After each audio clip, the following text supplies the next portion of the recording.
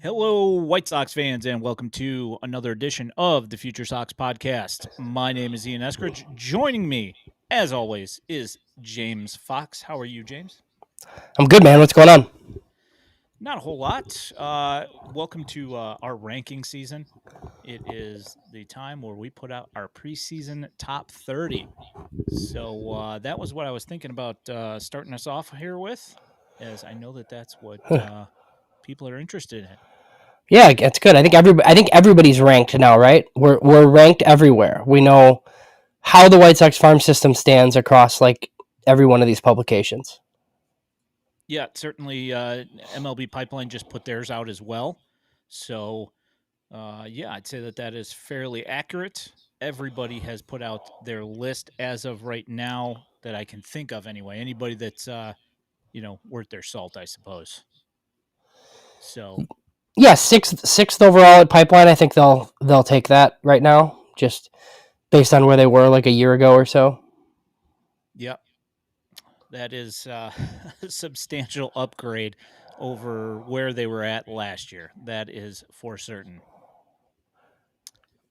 So I figured I would just start off and like we kind of just break this down in multiples of five here, and start with 1 through 5. And these are like, of course, the guys that we talk about the most.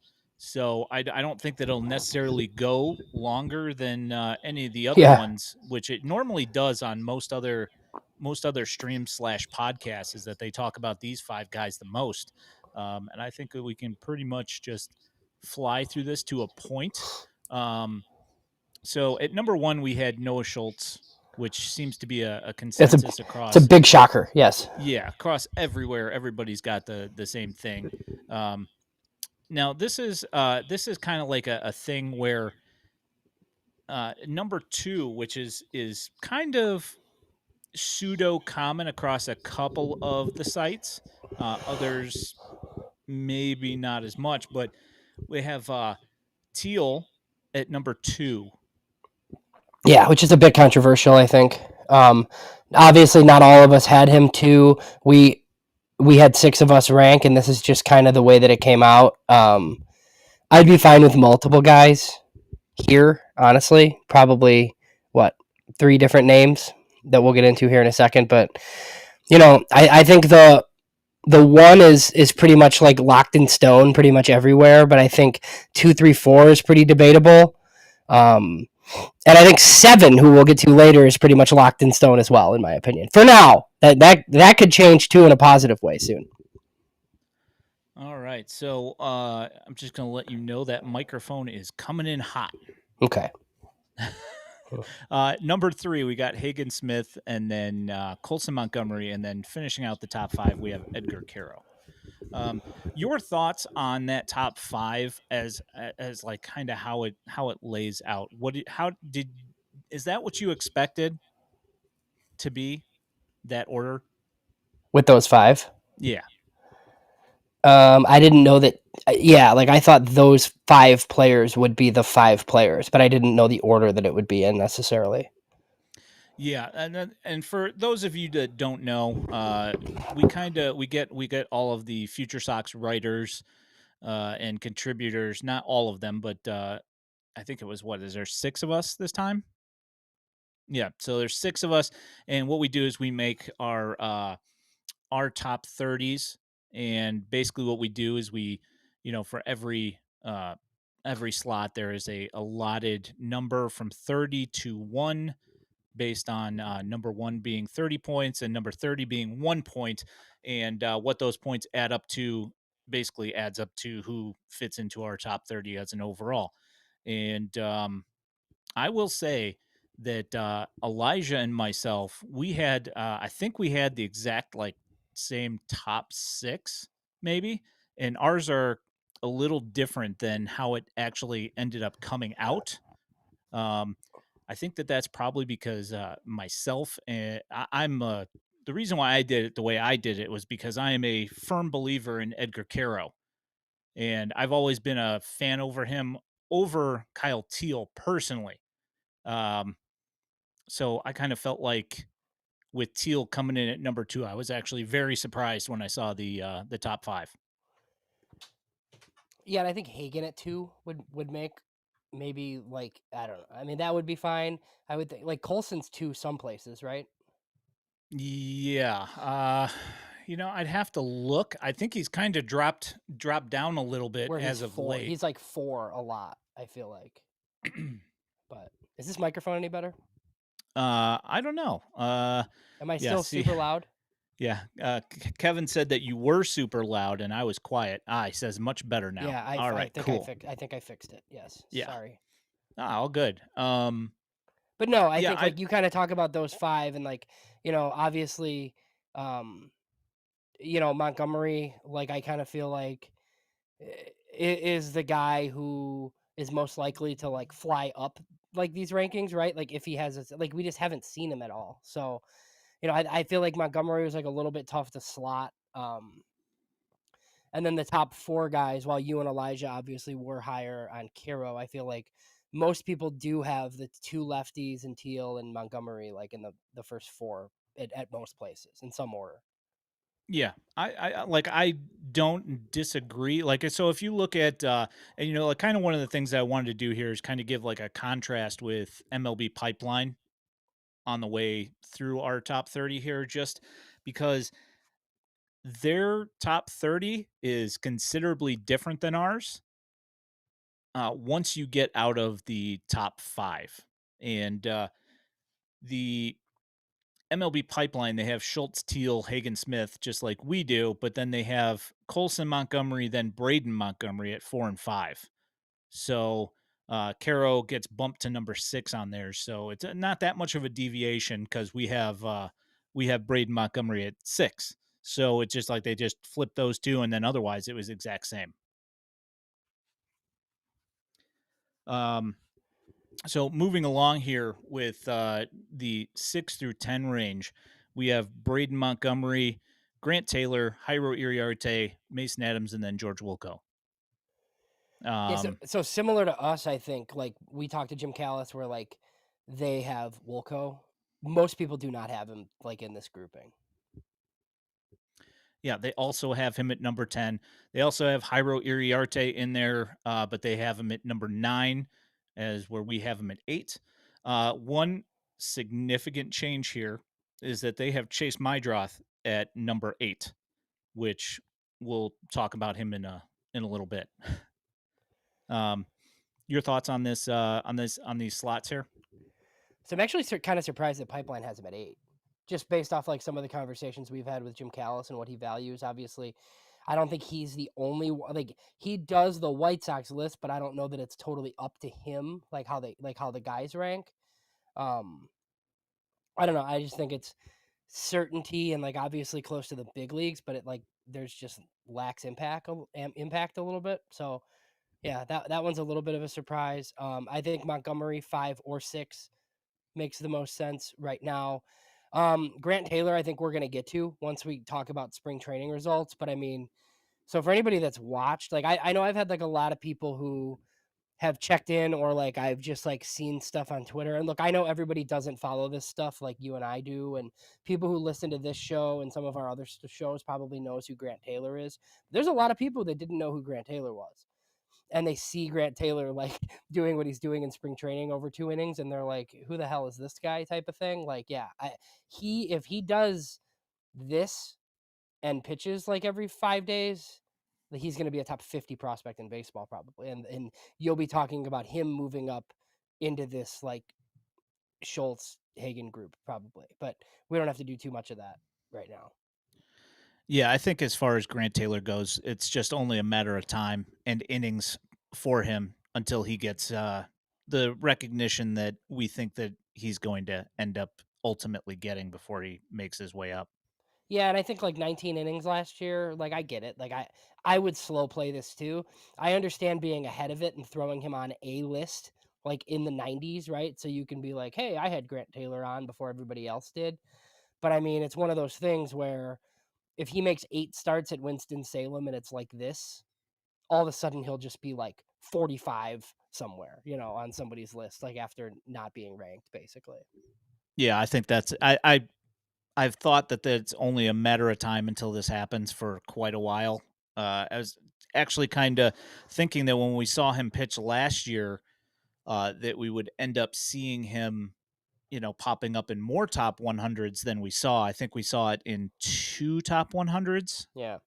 So, So obviously, like, we have people listening and watching, and we get a lot of comments and questions and stuff. Does anybody feel like, I don't know, after seeing a couple of spring training like appearances, that he should be debated more into the actual top six, or does seven, is he like locked into seven right now? I don't know. I'm not really sure. I mean, I know some people might be down on Montgomery, on Colson a little bit, like, or some, like, maybe, I don't know. Maybe there's somebody out there that thinks Taylor should be higher. I think it's easy to slot him at seven though. yeah, I think that it's a, obviously we made these lists before spring training, Hmm. so seeing the spring training performances, we generally try not to do any knee jerk things on spring training for the major league team. So I would think for our top 30, we should also not do that to this Well, we point. we we didn't. I was asking if Right. fans wanted to. Yes. Yeah. Yeah. I'm just, Yeah. I would think anyway that you would at least want to have like a little bit of, prudence when it comes to just jumping guys up. But like a midseason re rank, we're Hmm. going to be looking at him probably bumping up there. Not to mention, we're going to have some graduation. So we'll see what Yeah. happens there. Well, I think the Iriarte one is like an upside play. I think you're gambling a little bit on the fact that, um, maybe, like, he needs to be better this year and he needs to throw a little bit harder. Um, if you decided to put Sean Burke up there instead, or even like a Mason Adams instead, I would totally understand that. It just kind of depends on what gets valued, I think. Yeah. So you got anything else on the 6 through 10 guys? No, I don't think so. Yeah, I don't really see any questions on those guys there, but I did see this question here from Kevin. Where do the guys that they just announced need Tommy John fit into this? Is that a massive blow for the system? Um, we're on Tommy John number 4. Yes. Crazy. So we got Blake Larson, Kai Bush, Juan Carrera, and I'm blanking. Who's the other one? Yeah, who else do we have? Perlander Baroa. Perlander, Baroa. Yeah, Yeah. I mean, Perlander, Baroa hurts the big league club this year, and it hurts, like, from the standpoint of, like, that might have been a guy who was your setup guy, and you would, like, maybe going to trade him and get some stuff for him. I mean, does it significantly alter his, like, future? Not necessarily, because the White Sox are terrible. He'll be a year older. Like, there's no reason why he can't be in the 2026 White Sox bullpen instead. But yeah, I mean, it sucks for all these guys that happens to. I will say, like, Juan Carreras is the perfect example of, like, this happens to, like, guys of all shapes and sizes, because he's not some, like, hulking hard thrower. Like, he's, kind of more of a soft, and he's not a soft tosser, but he's not what you would typically be like, oh man, that guy's arm's gonna blow out type of thing. So Yeah, he's not a max effort guy when you see him pitch. I mean, he does throw hard-ish, but he's not one of those guys that you look at him and go, "Man, that guy's going 100% every single throw." So that's kind of it was kind of shocking. And if you guys follow us on X/Twitter, Jeff Cohen was remarking on how he's just having a conversation the day beforehand, and the next day it was put out there that Juan Carrera needed Tommy John, and the day before he was all smiles and seemed to be having a great time. So it is a mm, rather unfortunate reality when it comes to stacking talent for a farm yeah. system. Well, we had video of him throwing bullpens like the day before. I mean, like, we saw Baroa get hurt. We got the report on Blake Larson. We got the report on Kai Bush. So, it can just happen at any point, man. Yeah. And I will say that I'm happy that we didn't get that Dane Dunning type thing where the White Sox decided to have him try and rehab his arm instead of just immediately sending him for Tommy John. I'm glad that we don't have to deal with that and think about that for the next, I don't know, they're having them roll him out in like September and then being like, oh, well, it didn't fix the problem. So now he's getting TJ. So I'm glad that they're just doing that and getting it out of the way now. Yeah, I mean, a lot of times I feel like doctors will recommend, or like the first recommended thing is like rest and ice, and you don't want to do surgery if you don't have to, but usually it leads to Tommy John surgery in most cases. Yeah. Speaking of, I mean, I'll just throw this out there.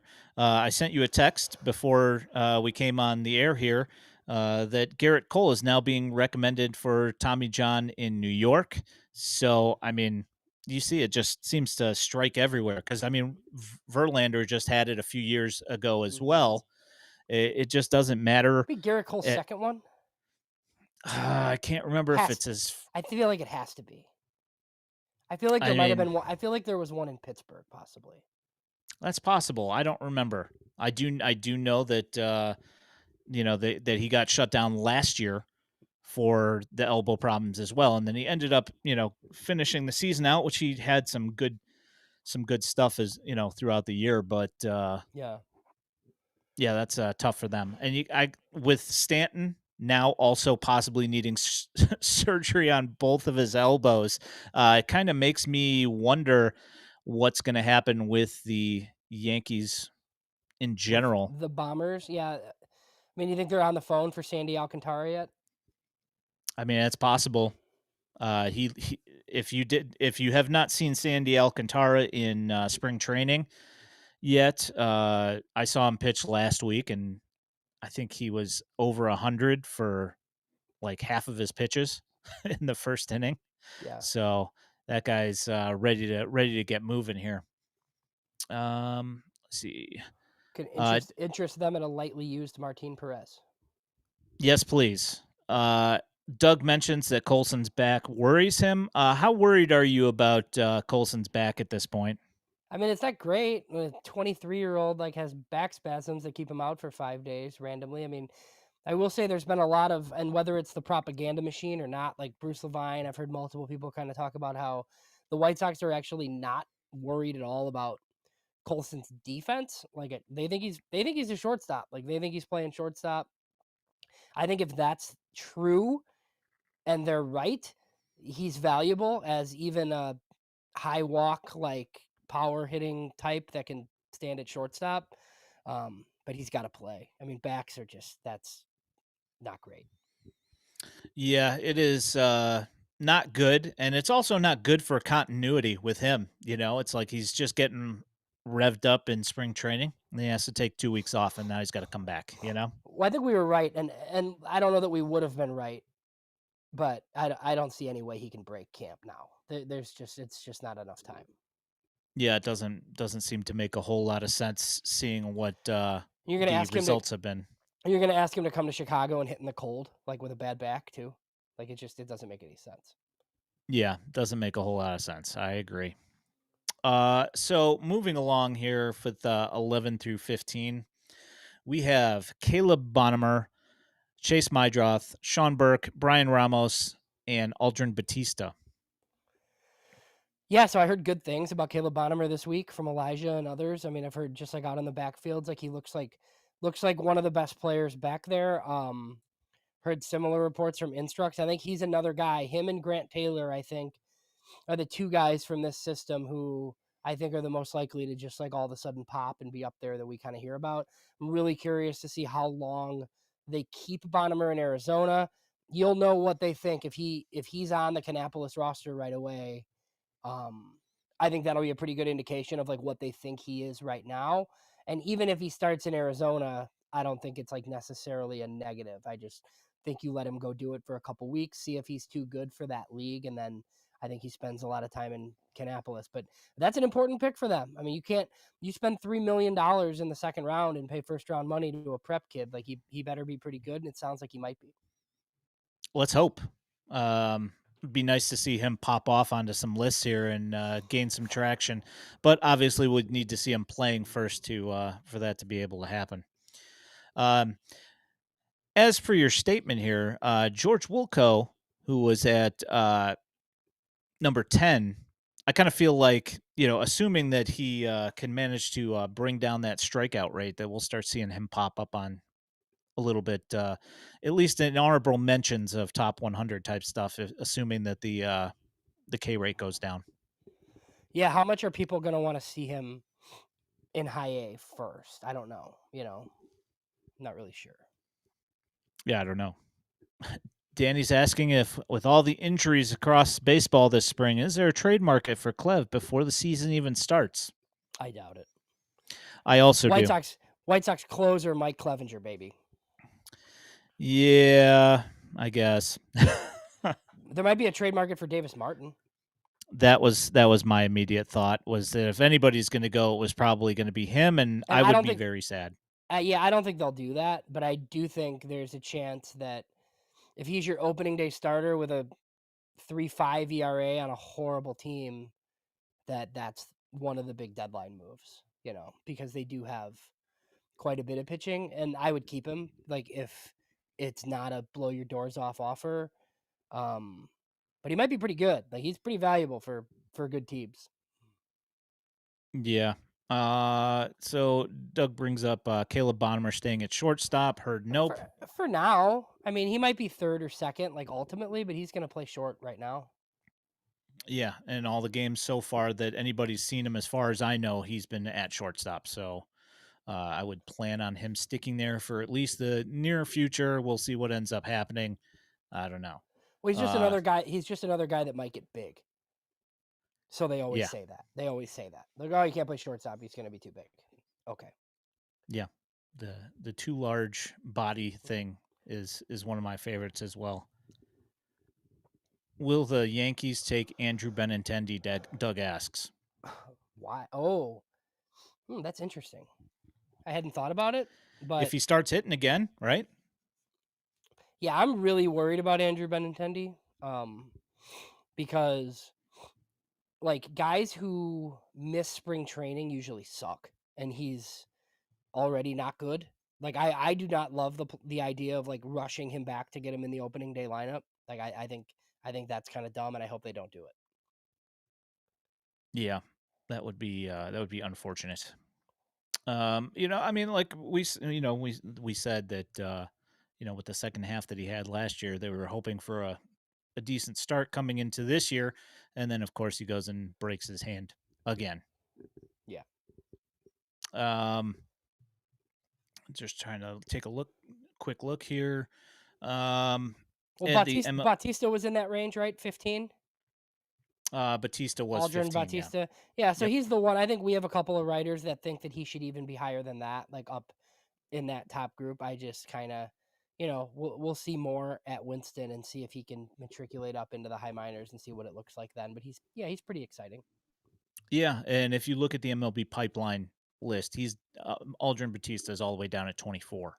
Mhm. So it's an interesting, uh, you know, thought here that between the two, I'm kind of surprised. Maybe he belongs in the middle. I don't know. Yeah, Um, 19's the right number. Yeah, who knows? I don't know. yeah, there you go. Exactly. Right smack in the middle. Who knows? So 16 through 20, we have Wickelman Gonzalez, Kai Bush, Haral Perez, Jacob Gonzalez, and Alexander Albertus, who's coming in. The Dodgers trade piece that we got with Haral Perez. So both of those guys end up slotting in the same little area here. But the difference being we haven't seen Albertus yet at all. Yeah, and Sosa or not Sosa. Gonzalez a little bit higher on pipeline than I expected, to be quite honest with you. I mean, I know they probably think he's going to stay at shortstop, so that's like where some of the value comes in. Obviously, you were privy to some information just about how hurt he was like down the stretch playing. I think that factored in. Um, but yeah, I was just, I think what he's up at 14 or something on pipeline. Yeah, 14. Yeah, so that's a little bit higher than us. I think Albertus is he's got to play, man. Like he can really hit. I think it depends on what position he ultimately ends up playing. If these guys are all second basemen, um, I don't really know how valuable that is. He's definitely like a hit first guy, and it's not a ton of power. Yeah. Like I put Haral Perez above Albertus just because I know that Haral Perez has more power in the bat than Albertus does. And it's like what we saw from Haral Perez. He looked okay.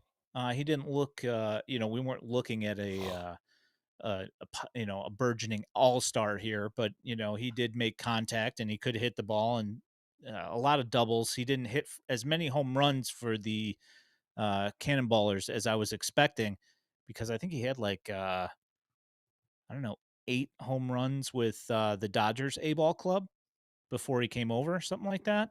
And then I think he only ended up hitting like one or something. But yeah, as blank name says here, Perez seems to have more upside here. Uh, but the bat to ball for Albertus is supposed to be very good. So again, we haven't seen him. So Yeah, I mean, this probably isn't a surprise, but I'm pretty curious to see minor league rosters and see where all these guys end up because it'll kind of give you a look at what their plan is for some of these guys. I mean, obviously, Bergoya, like those three guys I kind of see as like they're similar. They all came in the same year. Even you want to lump Samuel Zavala into that group, they were like former international signings from other teams that you've kind of infused into your system like right around the same time. So just seeing how closely those guys are and seeing if it looks any different with like an actual hitting department in place. So that'll be a little bit interesting. yeah, one thing that I'd found interesting is that there was a double A slash triple A game for the White Sox versus the Reds today, and it being a double A and triple A squad, William Bergoya was there, and he was in high A last year. So I mean, that pretty much guarantees that he's moving up to double A or triple A. I would imagine anyway. Well, so it's not terribly surprising, right? Because you're gonna have Perez, you're gonna have Antonacci like in the middle infield, like two. So if you have Albertus, Antonacci, and Perez like in those spots, like at high A and Canny, you got some other guys too, like at Canny. Like I could see that. I could see him being. I hope he's at shortstop though if he's in Birmingham. Well, actually, that would be Gonzalez probably. So who knows? I don't know. Yeah, I mean, yeah, I don't know. We'll see what. I can't imagine that Gonzalez is going to get bumped. I think they would probably need to see a couple good months out of him first. So Mike's chiming in here, saying that he was playing short. So um, debut in 26 for the mob boss Antonacci. Oh yeah, I guess we'll see. Um, 26. Whew, yeah, well, I don't know. he didn't end up making Sam Antonacci didn't end up making the top 30 for MLB Pipeline. He slots in at number 30 on ours, but I'll hop back here to what is that? That's 20 through 20, 20 through 24, Yeah, 21 through 25. That's what it yeah, is. Uh, and that's William Bergoya, Samuel Zavala, Blake Larson, Juan Carrera, and Nick Nastrini. yeah. Two Tommy John guys. And we didn't go back in and move anybody or change anything. We just left it how we voted for it. I don't think it would have changed anything for me with Blake Larson. This year was going to be 50 to 60 innings anyway. I think we've kind of talked about that, how I don't really think this is going to be much of a detriment to his career and it could benefit him. It sucks for the kid. But that's about it. I mean, look, this could influence, Corella on our midseason list, maybe, where he's not on it, like because of a Tommy John and like his roster status and that sort of thing. But this is about right in range for him. The White Sox liked him enough to protect him on the 40 man for Rule 5. And then obviously there's some big time questions here. Like Samuel Zavala could stay on this list for a while, or he could be off of it entirely based off of like how he starts the season. Essentially, my guess is he's at Winston Salem playing a lot of center field.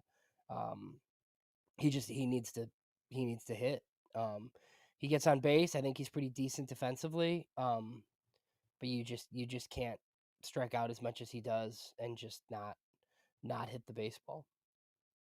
Yeah, that's a weird thing about him too. Like the fact that he can walk so much. I can't remember how many walks he had, but I want to say it was like up in the 80s last year.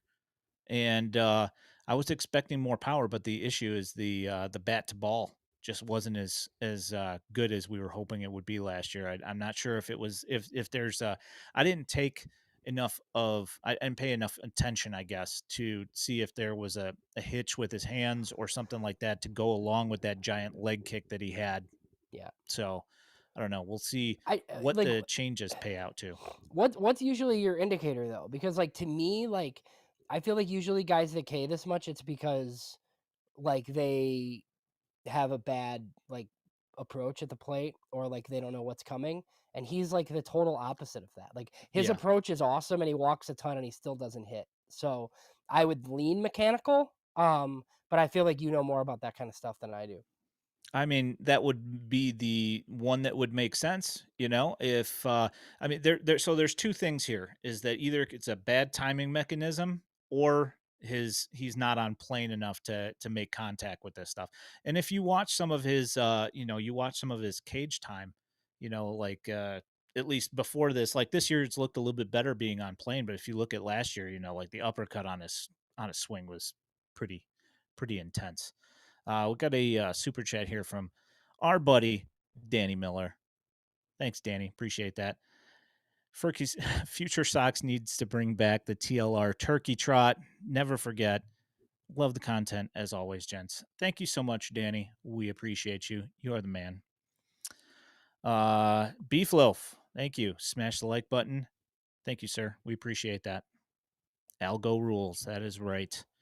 Um, So yeah, in that slot there between 16 and 25, we have Kai Bush, Blake Larson, and Juan Carrera. All three of them with TJ. So it's going to be one of those things. I don't think that is going to put really that much of a strain on the system's pitching. To be honest, I think that they just have so many arms that I kind of think this is just like a glancing blow that just isn't really going to affect a whole lot, other than the fact that all three of them are pretty good pitchers, but I feel like there will be next man up and there will be plenty of guys taking innings. Yeah, so the Kai Bush is I'm a little surprised, like, because I knew like we had him a little bit lower, but I thought other publications would have him higher. Like I think it was mid-season last year, or maybe the end of season at Baseball America, where they had him like all the way up at like 7 or 8. Which, look, I know it was like a lot of success at Double A, and his stuff like was a lot better. And then obviously he like struggled a little bit in the big leagues and at Triple A, and maybe he's been hurt or whatever. But I think like his rightful home is here, like in the low 20s. I was just like a little bit surprised that like Pipeline kind of went with us on that. Yeah, I mean, it's I don't know. Maybe we're not too dumb. So maybe other people are picking up on it. Who knows? So Doug asks if Zavala was really good 2 years ago, and to answer your question, yes, he was good. That's why he was included in the package. The difference being is that he was an A ball, and that bump up to advanced A, which he also took with the Padres, which he kind of took a downturn in. That now he's continuing in advanced A, and he still hasn't. You know, it Yeah. just doesn't seem like he's figured it out yet. And I think it's just one of those things that might just take some time, or maybe he won't ever figure it out and we'll never know. But Yeah, I mean as of right now, we're just waiting. teenagers that walk that much in low A though is usually a really positive sign. Yep. Yeah, it would be nice to see him take a step this year. I'm hoping. I mean, like he's definitely. It's not for a lack of trying. That much I know. So, so finishing us off here, we got 26 through 30, uh, which is Jake Eater, Casey Sawkey, Nick McLean, um, Shane Smith, and then Sam Antonacci. So here's an interesting bit of stuff here is that Shane Smith has burst upon the scene with the White Sox here in spring training. And I think that only two people had him in the top 30. And I was one of them. So um yeah, so it's nice to see him. And I was asked earlier today by Trey, who is in the 108 tournament this year, which is shout out to Trey if he's in here.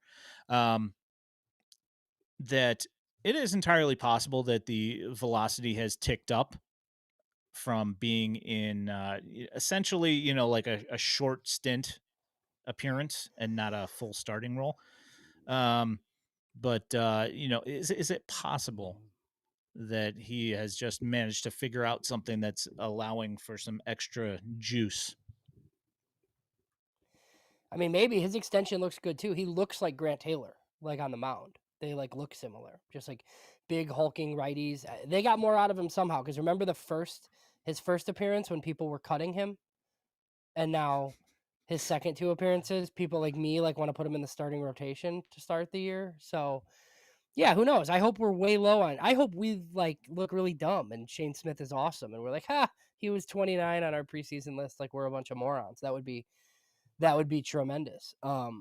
I just reading the scouting report on him, like he was one of the guys I pegged in the Rule 5 because it just seemed like somebody that would have utility. To me, though, I thought more long man, like multi inning type bulk guy. And now, if that's the role, I would be shocked because I think like you start him, and if you can't start him, if his stuff looks like this, then he's a leverage guy to me. Like he's like a shorter inning, you just like turn him into a whatever, like an eighth inning monster righty type guy. I just I was not expecting pumping 99 with like the off speed stuff that he has.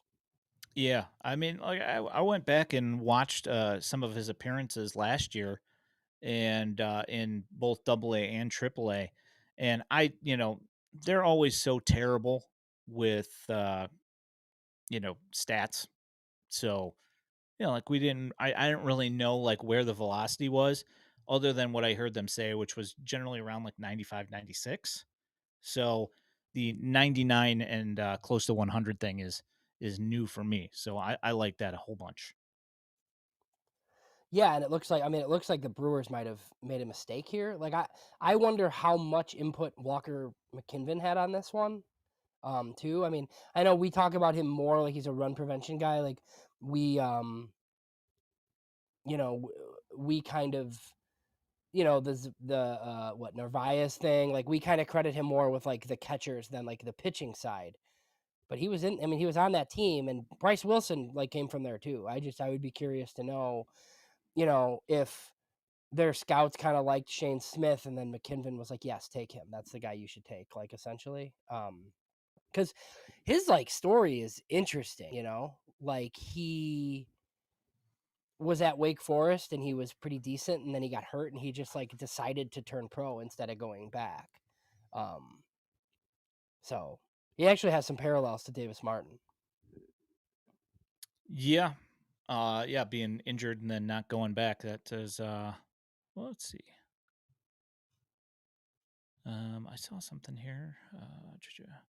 Go ahead and bring that up. Shane Smith looking pretty stinking good. Not too bad at all. And I will say that the Brewers fans are on tilt on Twitter. The ones that are coming over and seeing the Shane Smith clips, they are not happy about the Brewers front office with that move because of some of the guys that they decided to keep around and then ended up being bopped down to and I would be I would be pretty upset too. No, they had to know he was going to get taken by someone though. Like my guess is if the Sox didn't take him, he was going 2 or 3. They felt he was expendable, and the White Sox have gotten some utility out of him. So Matt asked if I was drinking a Heineken. I'm not. I'm drinking Mountain Dew because I am dying. Like me and my wife went to something late, like in the city last night, and then obviously last night was daylight savings, and I have young children, so today's been a rough one for me. Good times.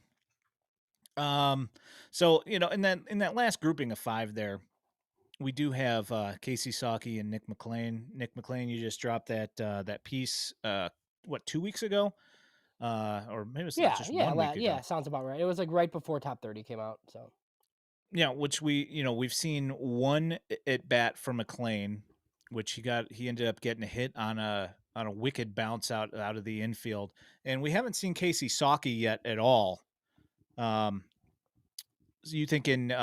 We talked about this before, but I want to remember correctly. Were you thinking McLean was going to end up in Canny to start?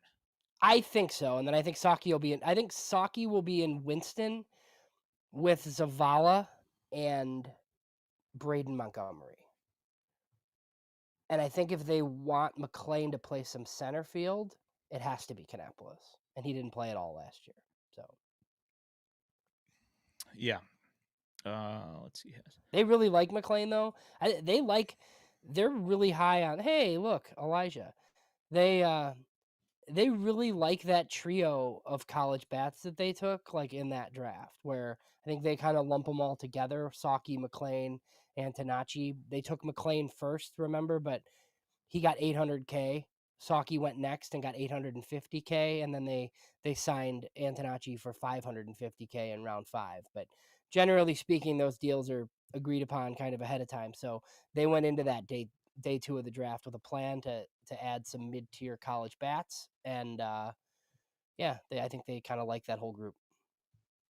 So Elijah chimed in, said McLean had a nice hit in the B game this week, and Mike chimes in, says McLean looks solid this morning as well. So it's nice to hear solid things because we have not seen any of that guy on the field yet, other than the spring Yeah, training stuff. So yeah. I think Matt has a comment like, "Will Nick McLean be like Matt with slightly less power?" I think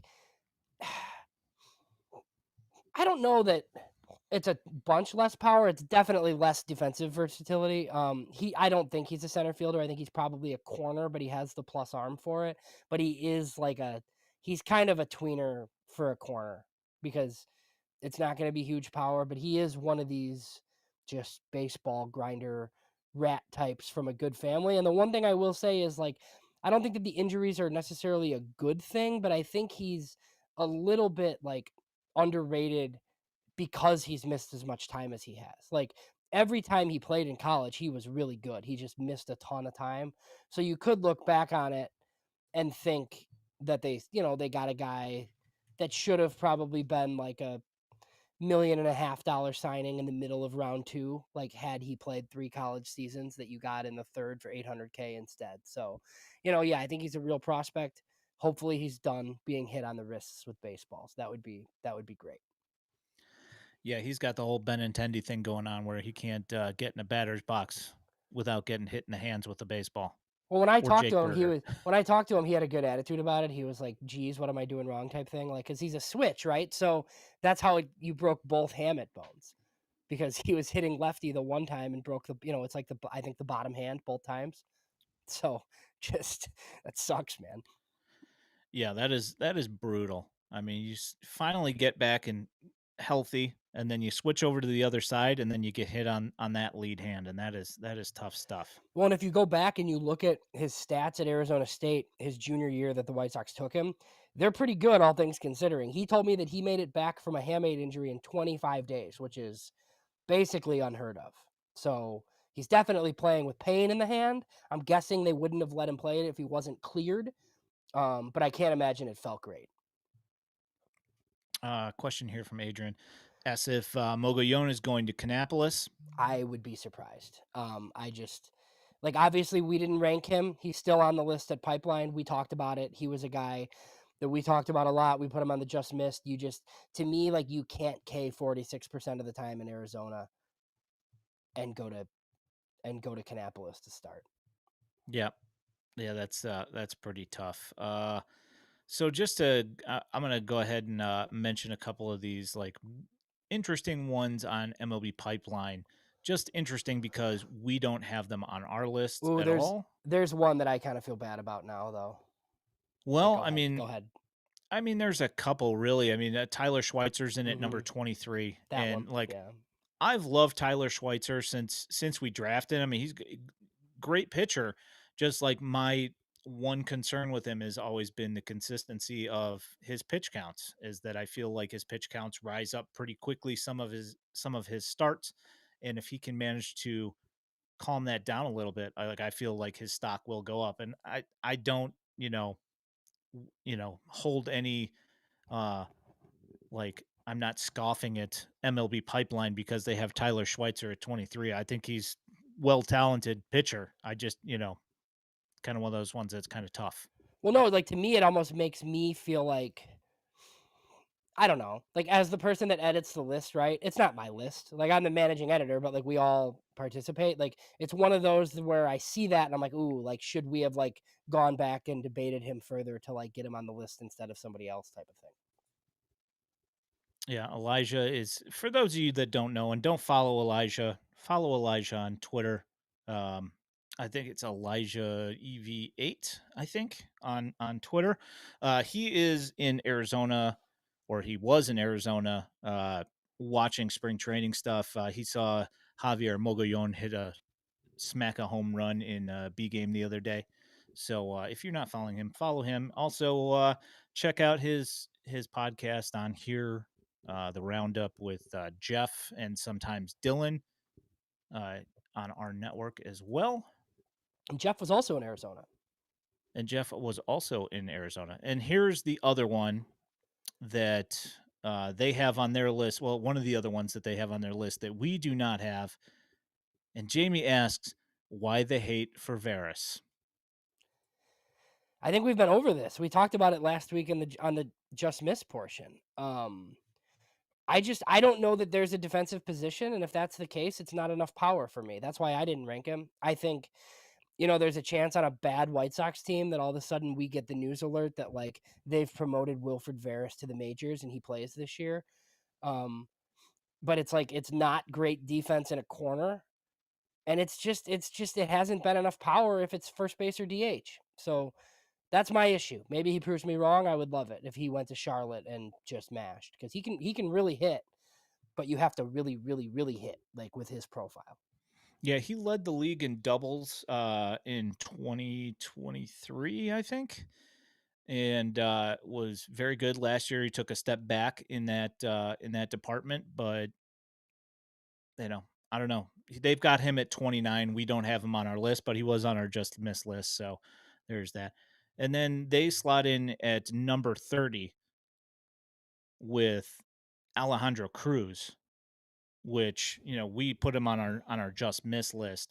Um, I don't know if they felt like they just kind of had to do it Seems because he was seems like there. seems like an obligation. They do this quite a bit where they put the top signing on. Because who did they leave? They left Antonacci off. They left Saki off. Right? There's Yep. four because they had four different ones than us. Yeah. I think they left Eater off of theirs. Which, look, Yes. I Now. think that's been the biggest gripe about our list. Like I kept him on because we had writers vote for him. I voted for him. I totally understand the people that think like if you have a top 5 or 6-ish system, like Jake Eater shouldn't be on that list based off of like especially if he transitions to relief here soon, and it's just like kind of a lefty middle reliever type guy, like he won't be on at midseason. So that's I understand that gripe for sure. But yeah, I feel like they did not rank either. So they have Varys on, they have Schweitzer on, um, and they had Alejandro Cruz on. Obviously, theirs who we did not. Yeah. And what's there? There's Eater, Saki, Antonacci, and who was the other one that they missed? Eater, Trying to think. Saki, Antonacci. Yeah, there's got to be somebody else There's one because more, and I'm not sure yeah, who it is. yeah, I don't either because they have Mogollon on too, Yeah, I don't and know. we do not. So yeah, I'm not All really sure right. who Well, else they included. Somebody could look that up and find that out. But there's four names that they have on that we did not include. Oh, you know who they don't? Oh, they do have Albertus on. So never yep. mind. I don't know. I don't know who it is. Is Nishida Stephen Kwan extra, extra, extra light? Yeah, maybe. What did I call him? I called him like Walmart Stephen Kwan or something. Like I don't remember. Like Yeah, I don't know. I like the thing is the bat to ball's there, and he walks a lot. yeah, and Plays he I'd say that the the market defense, difference right? here is the Yeah, defense. Yeah, yeah, yeah, that yeah. is I the just don't know. I just don't know where he can play. yeah. I mean, he's not Mm-hmm. particularly a wizard at second base. His Mm-hmm. range is pretty good, and he's quick. It's just the glove tends to betray him a little bit more often Yeah. than you would like.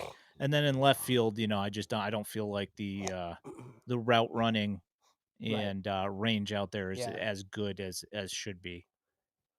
So I know we were gonna get into some other stuff quickly. There's a lot of people like asking about Luis Robert. He's obviously been really good. I think at this point, like I kind of feel like when we go to the opening day on March 27th, he will be in the lineup and in center field. Bruce Levine was interesting. I feel like this weekend talking about Robert because he was talking about the Reds and the Phillies and how there's some teams that are interested. And what he said was the White Sox are asking for 3 top prospects, whatever that means, and teams are only willing to trade 2. And in the talks with the Reds, like the Reds wanted the White Sox to eat money, and that's like a no-go for the Sox. So, like, I'm kind of conflicted on that because to me, like, if you can get some rock star return, but the team requires you to like eat money, I feel like the White Sox should not be cheap and they should do that, right? But I also think it's like $15 million and he's a bargain the next 2 years. Like, if you want the Sox to eat money, like the haul should be ridiculous. So, like, I don't totally blame them for not like wanting to eat money in a Robert trade. Um, I'm curious to see how nervous Chris Getz gets about bringing him into the season, though. So I don't think that like I don't feel great about the fact that he's going to be on the opening day roster, but that's what I would like bet on if I had to. And the fact that Bruce still brought up Philly, I was a little bit intrigued by because that's the guy. That's who that's who you want thinking he doesn't have enough is Dave Dombrowski. Yeah. And speaking of, Matt brings up Seattle's probably the best in terms of position prospects to choose from. And Adrian, who's kicking around here in the comments, he had an article that he put out, which is, hoping that the Mariners are trade possibility for the White Sox for Robert. And there's some interesting stuff in there. So go and check that out. It's also being mentioned in here the Dodgers as well being a trade possible trade. I mean, do the Dodgers really need to trade away more prospects for a Luis Robert Jr.? Does Right. that even seem like it's even worth it for them? I mean, do you think Stanton factors in? Like, would the Yankees be interested now? I don't see why not. I mean, they Because definitely are they need some playing? Are they bats. playing Dominguez in center field? I mean, that's his position. And if you watch him play left field, you like him more in center field than you do in left. That said, like I don't Yeah. know, for all the things that I heard about his defense from Yankees fans saying he was the Yeah. next Mantle, and then I watch him out there running around and it's not not that good. I agree with Elijah on this. He has a point in the comments. Just he kind of says if Philly falls behind Atlanta and the Mets early on in April, that he could see like a May type Arias trade. Like, look, Getz is going to trade Luis Robert whenever he gets his asking price. So this is kind of contingent on the other teams right now. Like, I'm sure his stomach like doesn't feel great like gambling on this and going into the season because it's not like I mean this guy gets hurt running bases, right? I mean it's just kind of you just never know. So yeah, I think it's obviously a main storyline. I do think for anybody like me and others who think that because there's one end of the spectrum where you think the White Sox are doomed until 2030. And then there's kind of what I think, where I think 2026 could be really interesting, even though I don't expect them to be very good. If that's true, I think it requires 2 guys that are pretty good in return for Luis Robert, and they become like part of this like core that we've been talking about. Be nice to see somebody become part of a core from one of these trades. Yeah, it would be We great. did see a Miguel Vargas home run yesterday. Yeah. So I Finally, brought out this. So I brought out the Stringer Bell, baby. we back up. Yeah. Let me see here. Yeah, I don't know. As far as the eating money for the White Sox, I don't see like if they're trading Luis Robert. In my opinion, they should be like, we're not going to eat money just because the talent's there. I don't think No. it's necessarily a monetary Right. thing as it is like a value thing. Yeah, but like so my thing with the Reds is like they might legit have some issues with paying it, right? But the price for Luis Robert with you paying down the contract is different than the price for Luis Robert with you not taking the whole contract. So, if they're haggling over the cost for just him, well, then you better be prepared to throw more in if the White Sox are going to eat some of the money. Like, I mean, I just like think it's ridiculous. Fair enough. Um, you got anything else? I don't see anything No, so pressing just as, here. did you want to do any more for a minute just on Grant Taylor and what this has looked like? I mean, it's just so I've had some media members ask, me just because like people haven't paid as much attention, and they had just talking to scouts and stuff like, I've heard the remarks, and you're gonna hate this, by the way, and I hate it too, but just like, is this the type of guy that you put in the bullpen and like get him to the majors because of like what you've kind of seen in these like short stint types of things? And obviously, like I said, that answer is no, because he's much more valuable like as a number 2 starter that he might be. I think the fallback is that. Like when the fallback is like this guy is ridiculous out of the book. Because look, like what could happen, like if he gets hurt more, right, and he just never accumulates the innings, I think there's still a big league future because he's ridiculous, right? But it's just not time for that. The thing that I will say is I'm really curious to see how many innings he pitches this year because he'll be 23 in May. Like I kind of feel like if you get enough of an innings load, 2026 arrival even for Grant Taylor to me makes sense because I just don't want these guys throwing all these innings in the minors if they don't have to, if they're like ready, because he's going to be too good for minor league hitters. He's just in a weird spot innings wise. I feel like if this was his draft year and we drafted him and then he pitched a couple of innings in the minors and then they brought him up in the bullpen specifically to keep him pitching, if they were to do that, that I would be more okay with than just all of a sudden in the beginning of spring, like in the very early parts of spring saying, "Yep, let's get him in as a reliever up in the major leagues now cuz he's really nasty." Let's let him be nasty in the minor leagues as a starter and get some Yeah. innings and see if he can become that guy. Well, like, so to me, like, I know people aren't watching minor league games, obviously, right? But 16 innings in Kannapolis last year over 4 starts, he had 25 Ks and 1 walk. Like, is that more or less informative than what he's done in the 8th and 9th inning of spring training baseball game? Like this is like not that surprising to me, and I don't mean this as like a criticism of anyone because like I know people like just it's not the priority, right? Is paying attention to future or to former second round picks, but I mean if you know the history at all about this guy, like he was going to be a top 20 pick. Like if this dude pitched at LSU, Oh, he would have he probably been a top 10 pick had he you actually know pitched the full year. right, and then there was nothing suggesting that like otherwise, like in any of his minor league stints, and then he got hurt again. So to me, it's all about innings and injuries. Like, can he stay healthy? How many innings are they going to let him throw? But he is a dude, and putting him in the bullpen makes absolutely no sense. Yeah, I agree. Speaking of other things that make absolutely no sense, playoffs? Yeah, Playoffs? the playoffs at Birmingham, maybe. Yeah, exactly. All right. So, you got anything else other than Grant Taylor's extremely nasty? No, no, I don't think so. Beef with there's no such thing as a pitching prospect. I like that. That's and some of these guys, I mean, I'll agree in 2026. I think this year you have to kind of slow play things a little bit because I think they just don't really care that much about this season.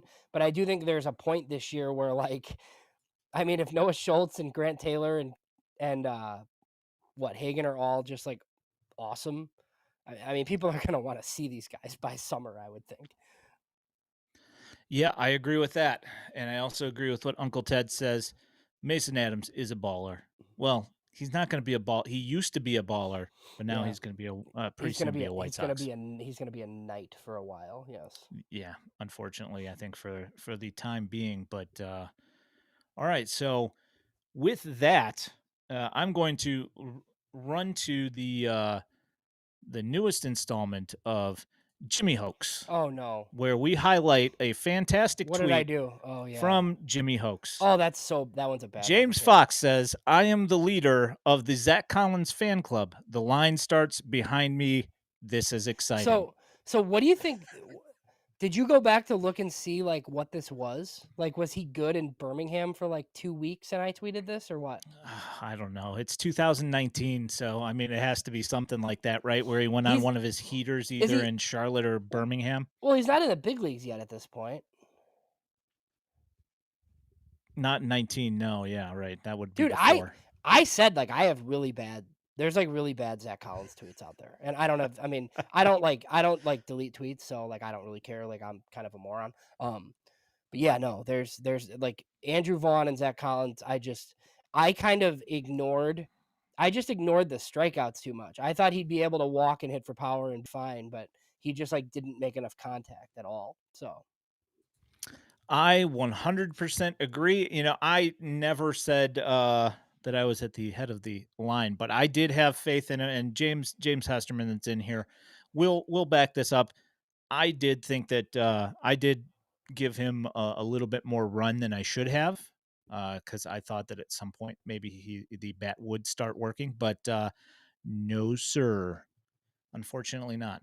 So that was your weekly dose of Jimmy Hoax. trying to So I think hope what you enjoyed that. there's probably some Alec Hansen ones. Oh man, me too. Trying to think who else I liked. Yeah, there's a bunch. We could do yeah, there's plenty to do this every week for a while. So Yeah, there's plenty there for ammunition for both of us, I'm did somebody sure. send you that or did you find that one? No, I found it. Oh, okay, good. Yeah. All right. Vince mentions that Hostetler loved him Yeah. too. If I I don't remember, yeah. he said he would have taken him number one overall, and Uh-huh. that would have been a mistake. Yeah. All right. I'm going to walk us out, James.